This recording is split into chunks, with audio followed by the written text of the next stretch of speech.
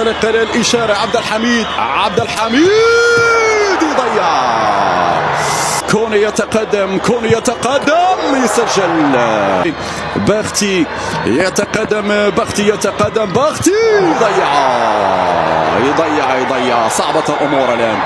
دلالتنا الركلة الرابعة يصدها بن غزيل. برافو لعناصر المنتخب المغربي. حموني يسعد لتنفيذ الركلة في دلالتنا. حموني يتقدم، حموني يسجل. الحكيم يعطي إشارة تلعب هذه الركلة.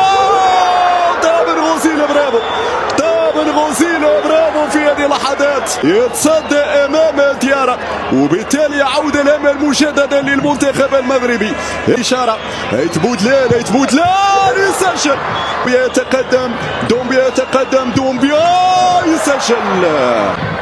متوكل على ما يبدو في تنفيذ الركله الترجيحيه بل وكتيبه. محمد امين كتيبه يتقدم يسجل. قدم سانوغو، طه سانوغو ويسجل سانوغو. يتلقى الإشارة، يتقدم المتوكل يسجل. برافو. وقف الحارس، ثبت الحارس في مكانه. شوف لقطة معبرة. الحموني يذرف الدموع في هذه اللحظات. الإشارة تأتي بن غزيل. برافو بن غزيل لفائدة المنتخب المغربي. فؤاد الزهواني هو من يتقدم لتنفيذ هذه الركلة. إشارة تأتي. فؤاد يا فؤاد.